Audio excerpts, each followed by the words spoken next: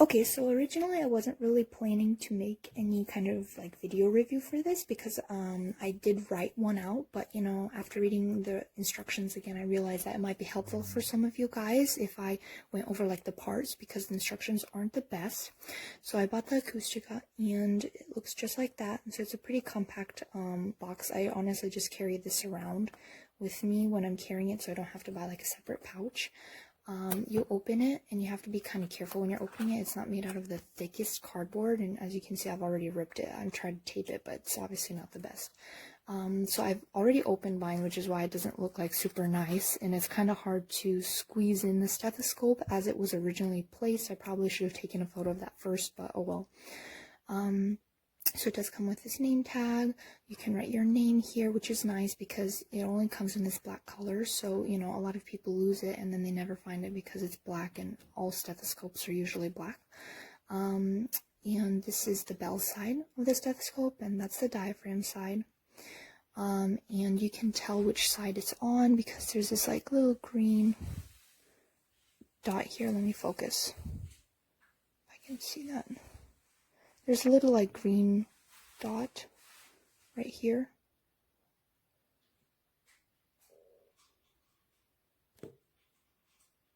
Okay, I think that's as much as focused as I can get, so sorry guys. But there's a green dot, and that dot means like what side you are actually like have turned on, you know. So right now that means the bell side is working, and if you put the stethoscope into your ears, you know, with the earpieces facing away from you, you would be hearing low-pitched sounds. So to switch that, you just hold this in place. Don't be afraid that you're going to break it. I promise you're not. And you just twist only like your, you know, other hand that you're going to move. And just like that, that's how you switch to the diaphragm side. So now the green dot is on this side, which means the diaphragm, or for high-pitched sounds, is working. So that's what you'd be listening to right now if this was in your ears.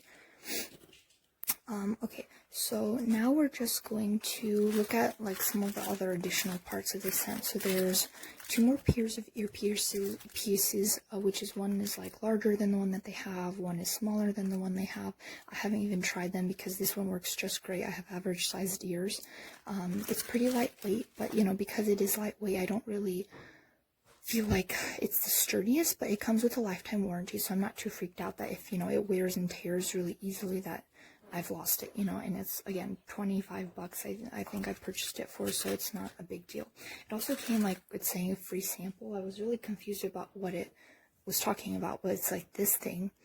I'm honestly not sure when I would ever use this. I know that you're supposed to use this between like every patient, but in reality, what you do in the clinical setting is you just wipe off the diaphragm or bell side that you used on your patient with some kind of antiseptic wipe.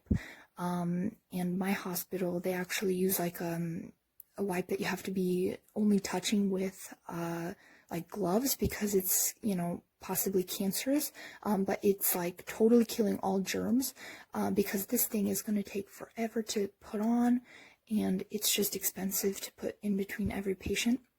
But in case you were wondering, I just wanted to show you what it was. So you slide it in like here, and you're supposed to do this between every new patient, so it's kind of like you only use it for that one patient.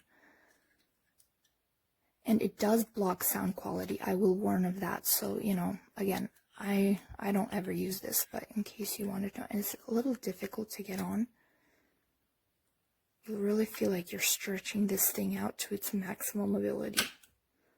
Let's see. Okay.